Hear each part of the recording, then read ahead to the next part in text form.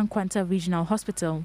The statement further stresses that investigations are being conducted into the matter, with REDSEC appealing through the civil society organizations, non-governmental organizations, traditional authorities, religious leaders, metro municipal district assemblies and the private sector to team up with the government and the Regional Coordinating Council to deal with the menace once and for all. Activities of illegal mining have been going on for some time in the Pra River, but in a manner that posed no serious environmental and security threat to human and aquatic lives. However, in recent times, it has taken a more dangerous dimension that thousands of illegal miners are flocking to mine in the river up to the intake point. Consequently, this threat has not only affected the source of water supply to the metropolis and adjoining districts, but also posed a health hazard as the miners use mercury and other poisonous chemicals in their operations. The cost of production has shot up as a result. Staff of the Ghana Water Company have been threatened on a number of occasions with death for taking steps to halt the activities of these illegal miners, and the Ghana Water Company, on the other hand, has threatened severally to shut down if nothing is done about the situation. The former boss of the National Youth Employment Program, NYEP, now JIDA, says the youth training and exit plan has been beneficial to Ghanaian youth in the face of unemployment problems. He was speaking in an earlier interview with Joy News. Connoted a program that was transitory in meaning, in conceptualization, is transitory. It came into being to solve a problem. A program normally means that there is a problem, you want to solve it. Once you finish solving it, then that's the end. JIDA, on the other hand, is meant to be an institution, a permanent institution that is put in place by government to continuously deal with the issue of youth unemployment, because we believe, and I think you also believe, that youth unemployment will be with us. It's not going to end today, it's not going to end tomorrow. There has never been a point in history of any country where youth unemployment has not existed. These are models that were launched after I exited from the program. I think, but I got interested to know what they were. The Allied Health is designed to help promote youth in pharmaceutical and other services within the health sector. Then the youth in driving, I hear, is to ensure that youth who have interest in driving, in operating taxi business, vehicles are made available to them. They work and pay off the cost of the vehicle, and then they can run their own taxi business. Normally, they will have to go and be driver mates. They have to do all kinds of dirty jobs. They have to strain themselves to a level before they are able to buy a second-hand taxi. So a private partner who says, yes, I will help train them if you provide me with the support. I will provide the vehicles. They work and then they pay back the money so they can own their own vehicles. You roll out new programs every day. What are the latest? We don't roll out new programs every day, but we have a lot of programs. And you see, we need to appreciate why we come out with numerous programs to reflect the various shades of social and economic activity in our society. For instance, you can't compel everybody to be a mechanic. You can't compel everybody to be a hairdresser. So you roll out the models, you design the models to suit the various functional areas of society. That's why you have so many models. It doesn't mean that we implement models.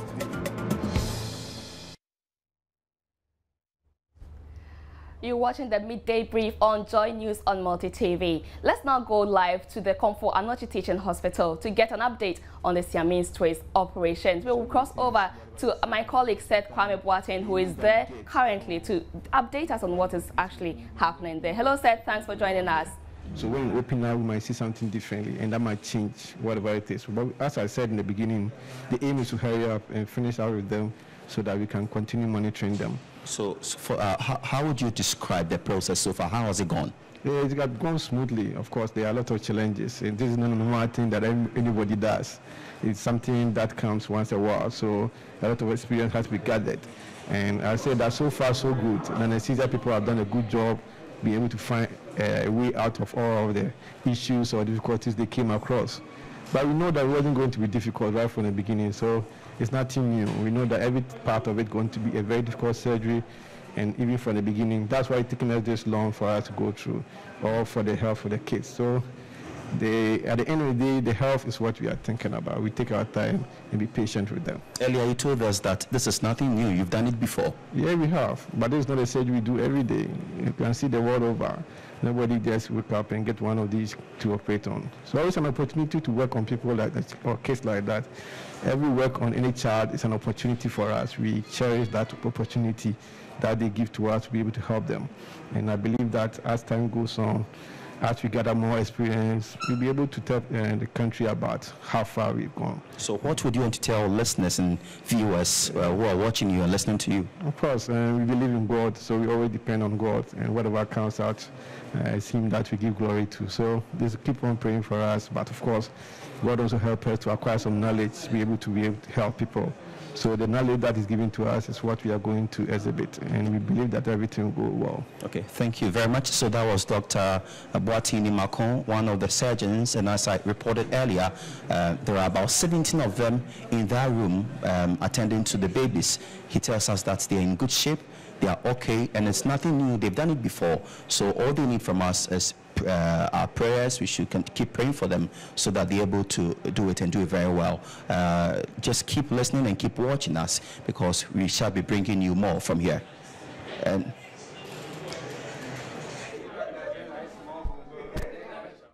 let's all support the Siamese twins in prayers so they make it successfully. Moving on, President John Dramani Mahama yesterday paid a one-day familiarization visit to the site of the ongoing T3 power plant at Abuaze in the Shama district of the Western region to familiarize himself with the progress of work so far. The president, during the visit, asked Ghanaians to exercise restraint as government uses all available means to address the current difficulties in the power sector. A report by Western Regional Correspondent William Benjamin Peters.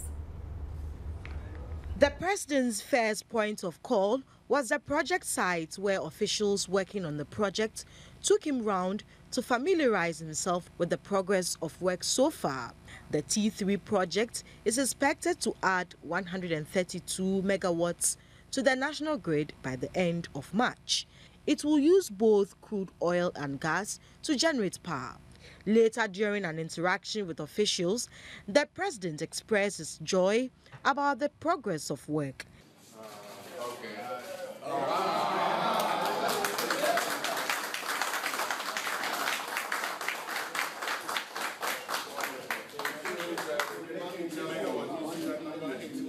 That's right. Okay. That's coming in right now. Wow. Fantastic. This is where we are. Great. This is the final unit. Well done. You found a good way, yeah? Good. Thank you. He later addressed a gathering where he explained the situation. Generating plants are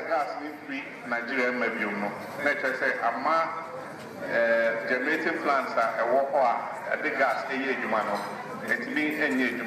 He also expressed condolence for the 2 naval personnel who lost their lives in the line of duty during an operation to clamp down on illegal mining activities on the Pra River.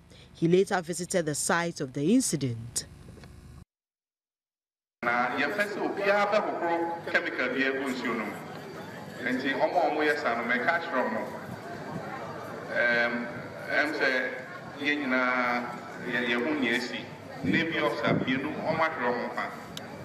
we're going to be very firm on this issue. We can't let millions of people be killed because of the profit a few people are making.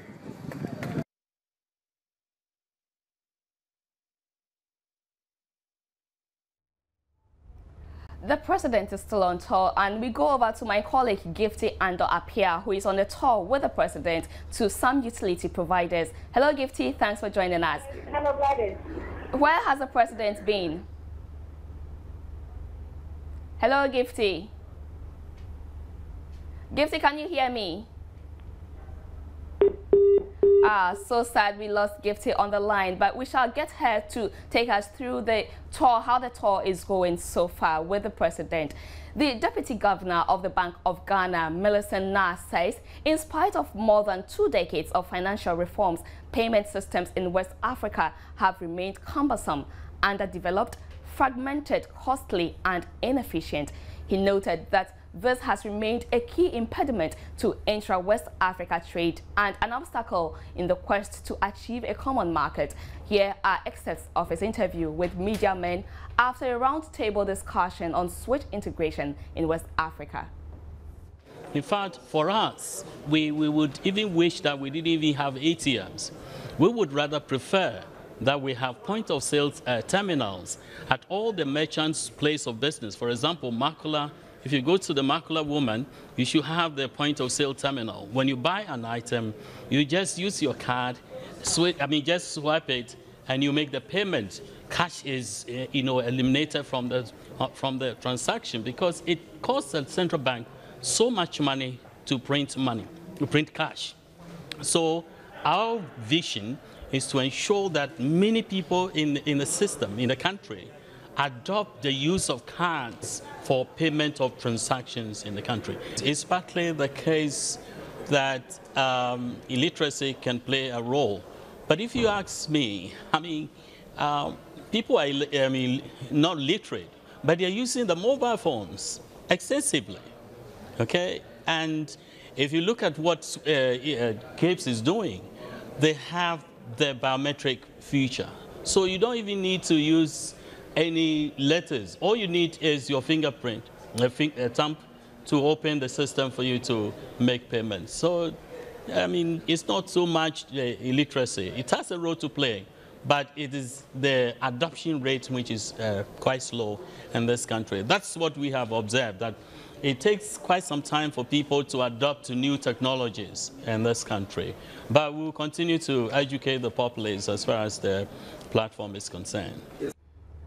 My colleague Gifty is back on the line to tell us how the president's tour is going. Hello, Gifty. Hello, Gifty. Right. So we'll take a break here. When we come back, we sure will get you, Gifty, to update us on the president's tour. We also have the NPP who has held a press conference. We'll bring you updates on that one. And of course, cross over to Parliament House to update you on proceedings. Stay tuned.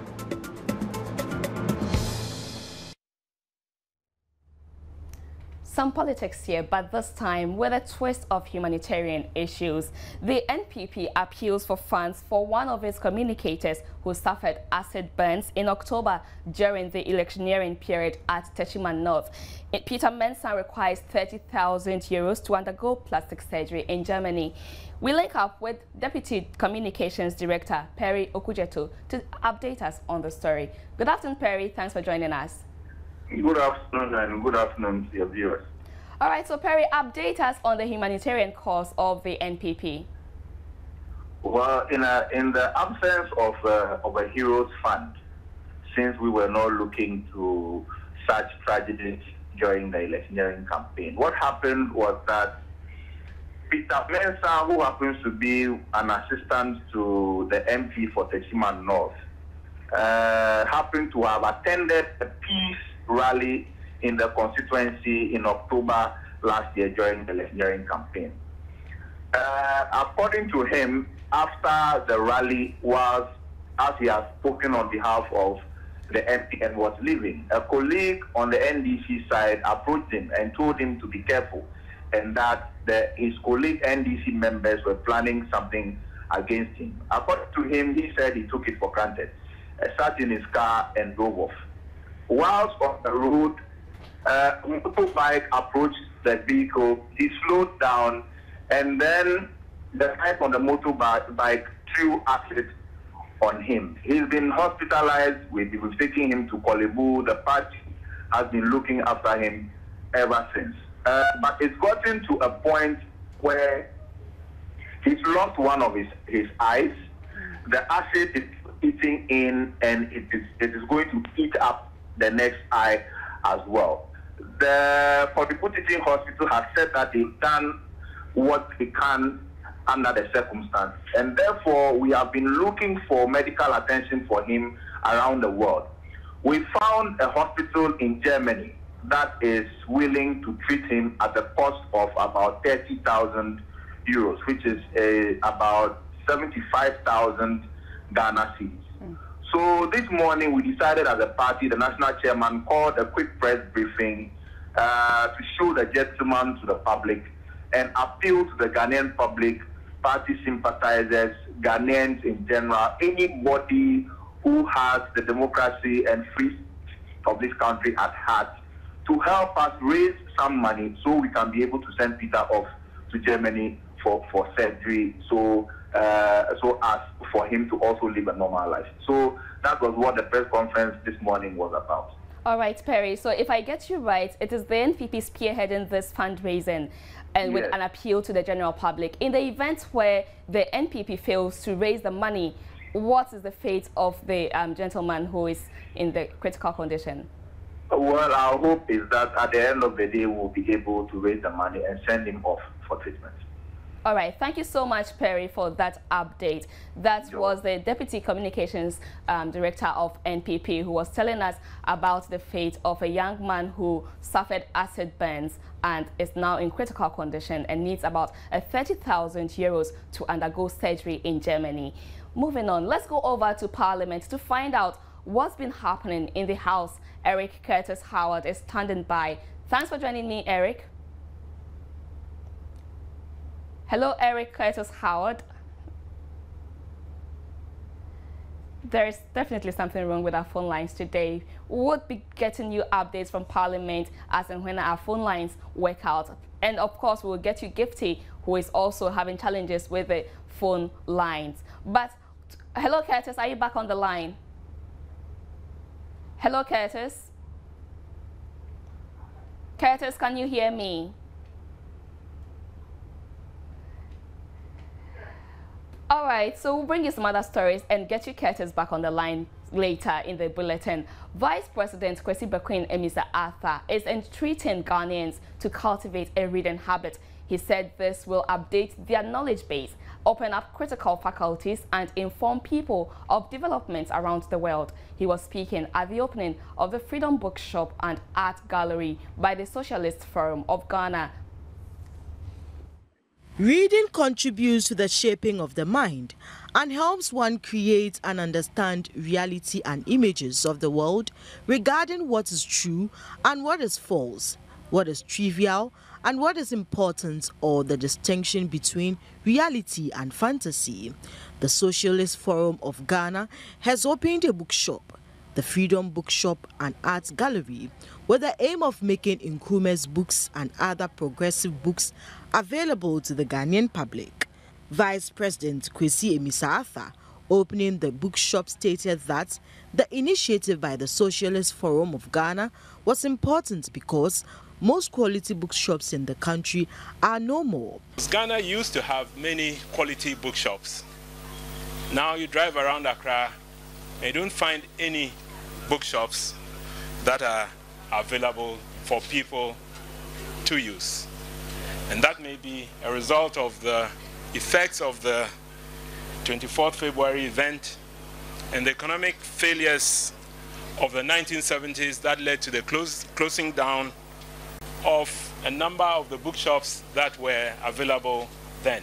With his bookshop, with our tradition, I hope that people will have access to it to read about his works so that they will not only listen to people who read about him, but will read about it themselves so that they have a first-hand knowledge of the things that Kwame Nkrumah did, of the challenges that he faced, and then the way he sought to appropriate history.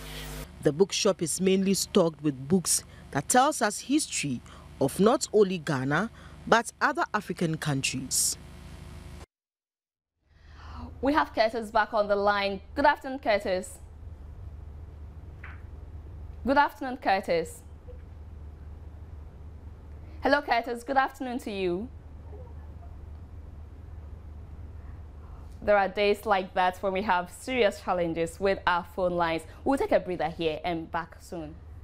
You're watching the Midday Brief on Joy News on Multi TV. We go now to my colleague Gifty, who is on a tour with the President inspecting some utility providers. Hello, Gifty.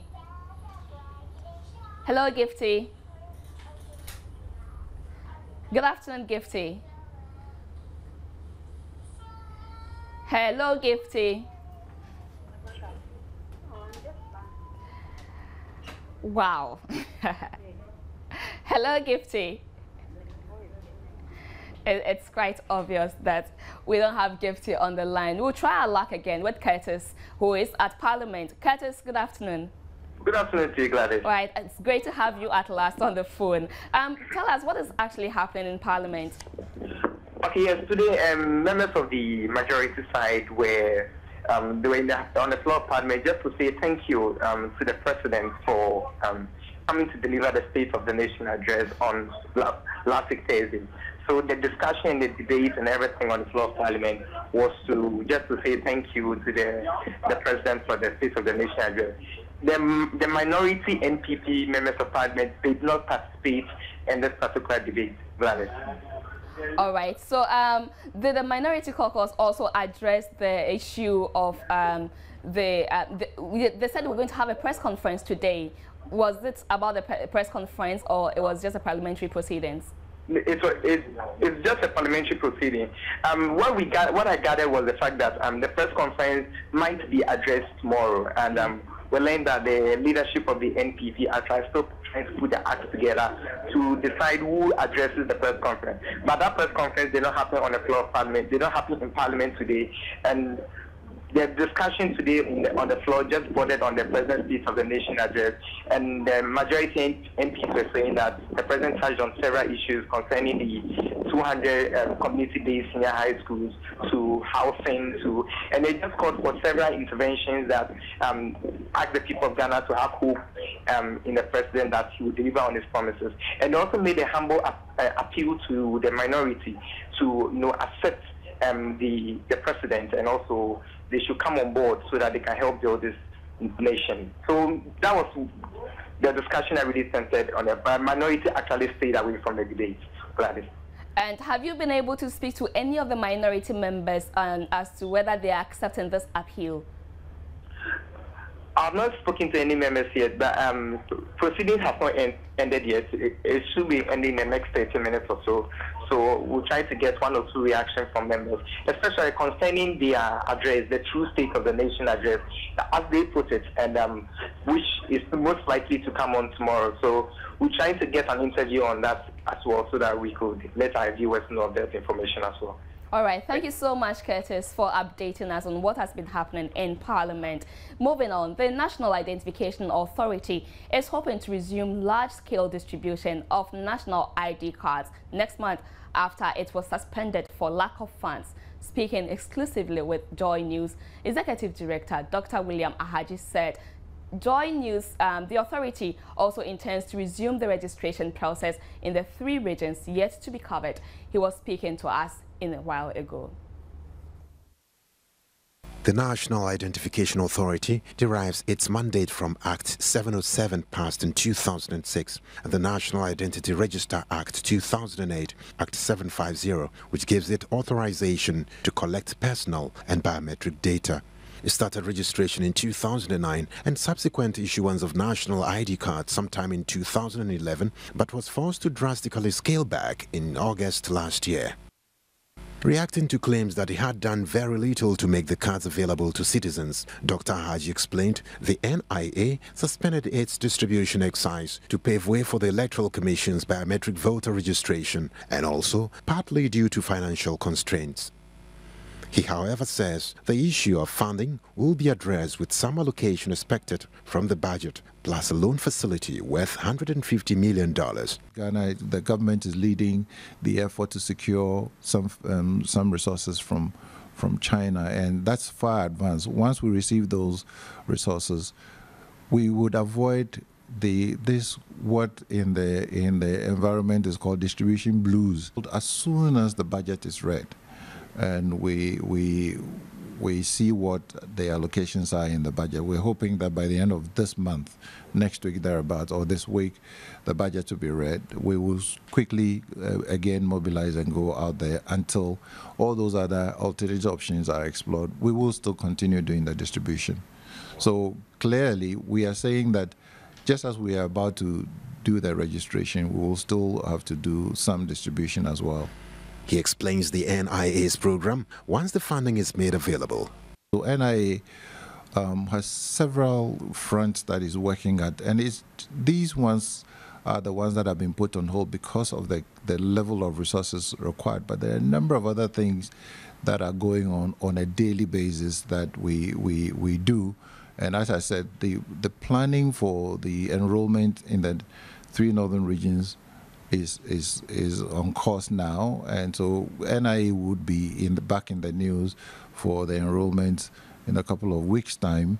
But also, as I said, as and when we receive the resources, we'll go out there and put out the cards for those who require them. The NIA says, having also been plagued by the erratic electricity supply and the potential loss of data, backup power supply units have been acquired to ensure uninterrupted production of cards once the exercise resumes.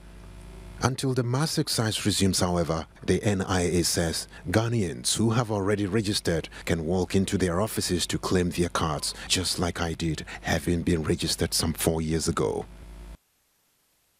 My colleague Gifty Ando Apia is back on the line. She's on a tour with the president. Hello, Gifty. Hello, Gladys. Great to have you finally on the line. Yeah. All right, so where has the president been to so far? Well, Gladys, the president first went to the Wager Dam site, and then he also visited the Wager water treatment plant. He has also been to the Spong treatment plant, and he's left, as I speak with you, to the Gui Dam.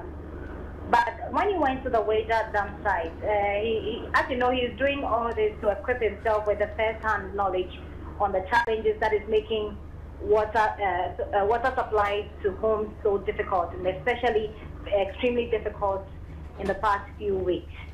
It appeared that in about 28 days, the water rationing should improve, because one of the issues that one of the issues that came up was that the Sector Minister, Colin Sauda, had earlier on issued an instruction to some officials at the water treatment plant, which had not yet been carried out, and that was to fix some faulty filters.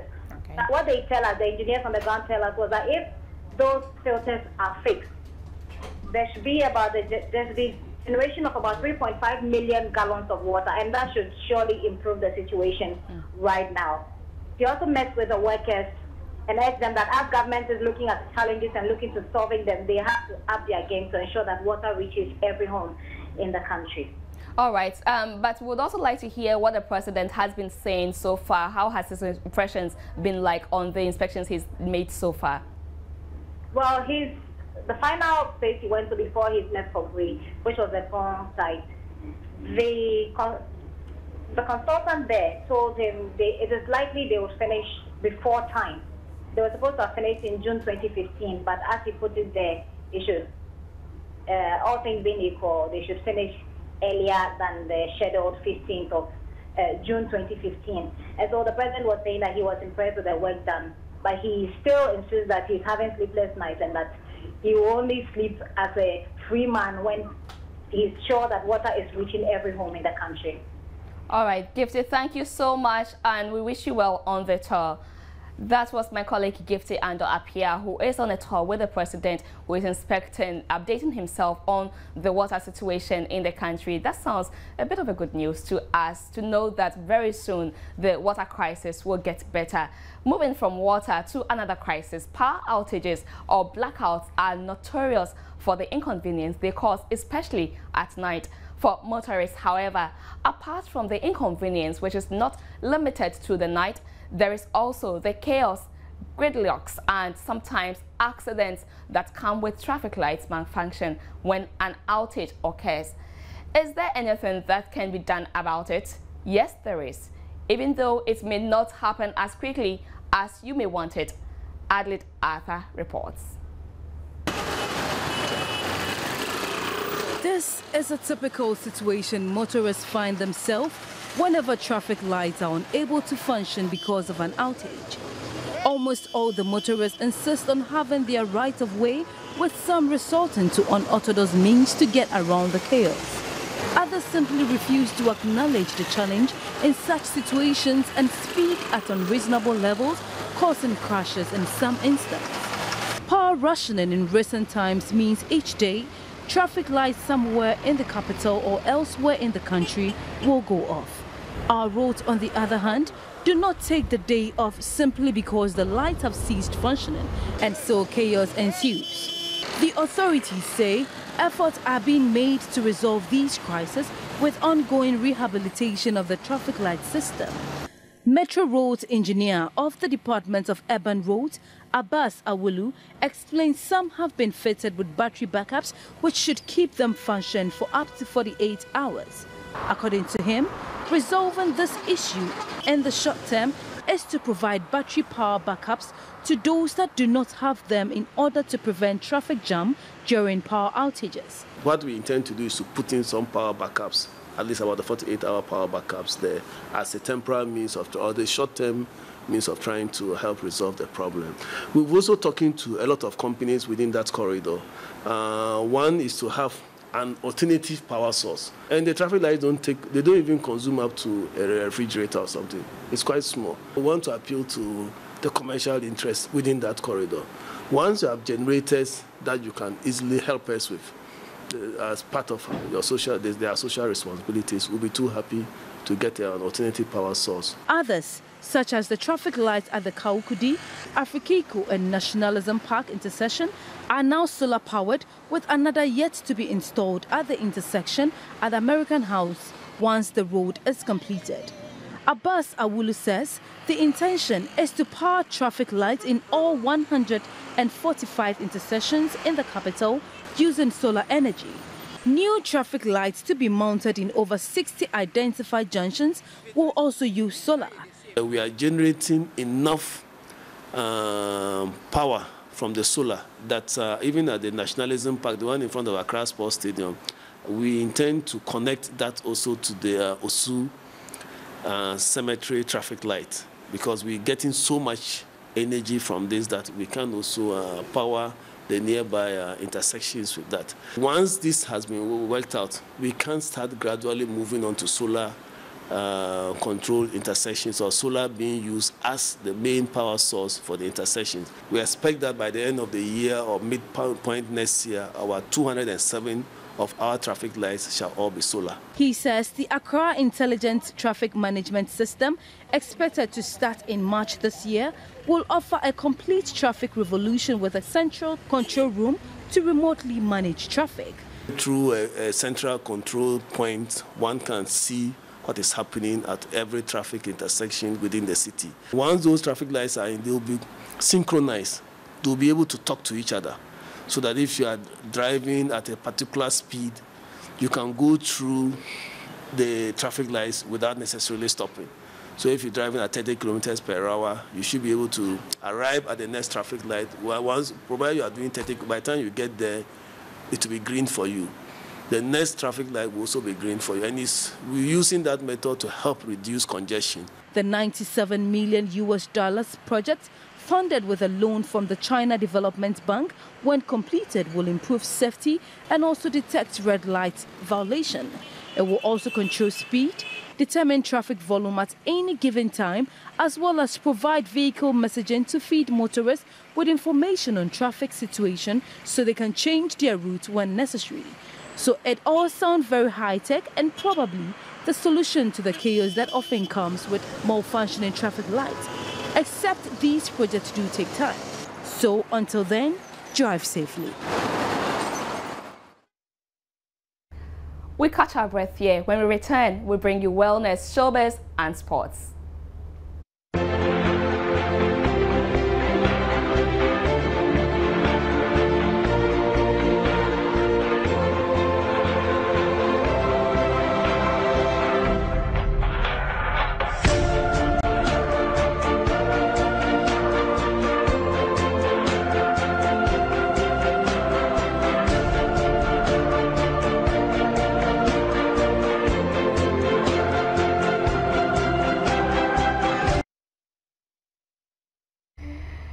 Their methods and operations have been mostly described as crude and hazardous, and for years traditional health practitioners have been perceived skeptically, while their claim to heal ailments largely doubted. It is no gainsaying that traditional health medicine practitioners play a critical role in healthcare delivery in the country, yet the challenge over the years has been how to incorporate their activities into modern healthcare trends. Government has embarked on a mission to mainstream traditional healthcare in selected hospitals across the country to reduce stereotypes, but operations are still fraught with challenges.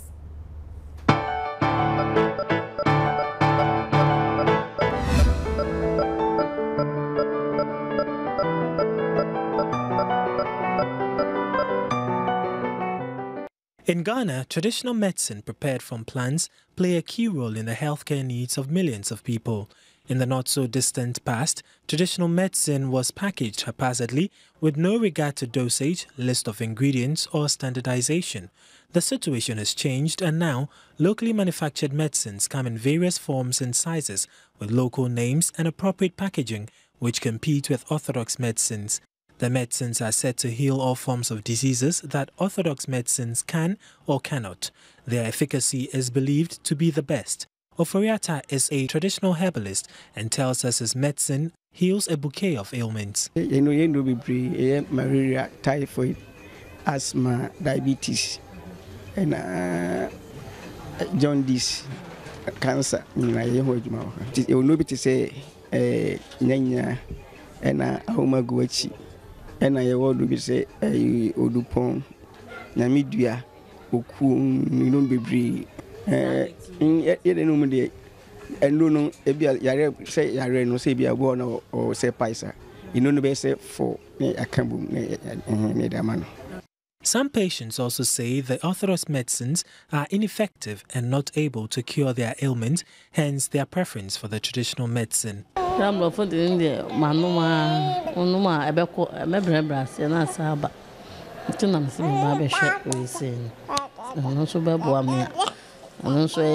World Health Organization study indicates that about 30% of Ghanaians resort to local medicine when they fall sick. Others resort to self-medication with herbal medicines without proper prescription and dosage, which is harmful to their health. It is in a bid to reverse this situation that government has introduced the use of herbal medicines into mainstream healthcare delivery, where qualified medical herbal practitioners would prescribe certified herbal medicines to patients when they attend hospital. Lekma Hospital at Teshi is one of the hospitals with a herbal unit. The unit has been running since February 2011.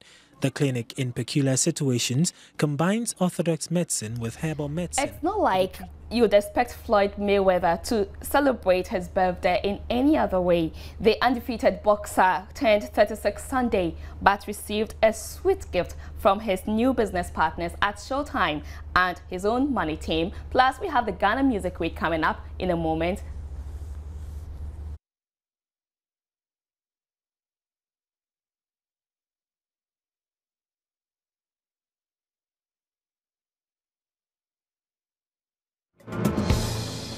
The Ghana Music Week will start from March 4 to 10 at the National Theatre. According to the musical president, Bice Oseko 4, the Music Week, which is the first of its kind, will see a rich lineup of music artists, both local and international, treating music fans to lots of music. A remarkable part of the Music Week is the award scheme instituted to honor Ghanaian musicians for their contribution to the music industry. President of Music, Bice Oseko 4, at a press briefing, explains how the award scheme will work.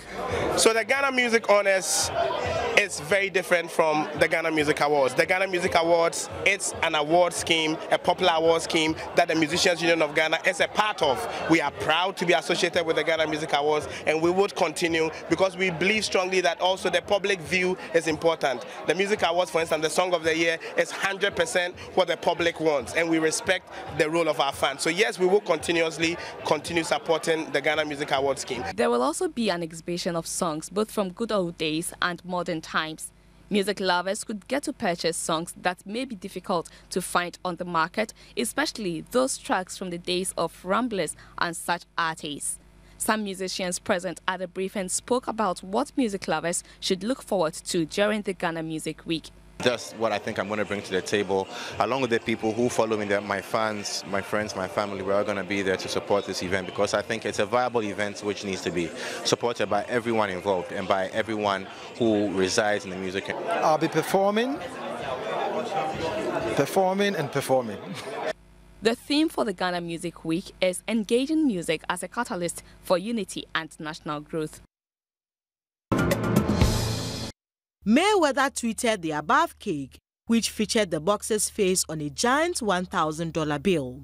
It was actually one of Mayweather's more understated desserts, especially when compared to the one from his 34th birthday. Mayweather will likely be seeing more cash in the near future, having signed a new 6-fight deal with Showtime that, if completed in the next 30 months, promises to be the richest individual athlete deal in all of sports. The first of those fights takes place May 4th against Robert Guerrero at the MGM Grand in Las Vegas. What a way to celebrate birthday. That was showbiz. We now take you back to the Conjoined Teaching Hospital to my colleague Seth Kwame Boateng, who will update us on how far the surgery is going with the CME strains. Hello, Seth. Are you online? Yes, I'm online. All right. How has the surgery gone so far? Well, when we spoke to Dr. Boateng earlier, that was when they were about starting the actual surgery. I can report that the cutting itself started some 15 minutes ago, and they are still cutting. They are still on the babies, trying to do their best. All right. You have seen the condition, the state there. Can you tell us the possibility of the success of this surgery? They have told us to be positive because it's not the first time they are working on the Siamese twins to get them separated. They have seen this over and again, and they are telling us that they will be able to separate them and save their lives. So we should remain positive. All right, Seth. Thank you so much, and we wish you well there. That was Seth Kwame Boateng, my colleague, who is following up on the surgery with the Siamese twins at the Conjoined Teaching Hospital. Let's support the twins in prayers so they make it successfully. Right, so before we end the midday news on Joy News, a recap of our headlines. We brought you stories on the president taking a tour on inspecting some of the utility providers' systems, and we brought you updates from how it's going. We also took you through the surgery of the Siamese twins at the Conjoined Teaching Hospital. Thanks so much for your time. We come your way again at 2 p.m. for a news briefing. Thanks so much. My name is Gladys Osei Oredu.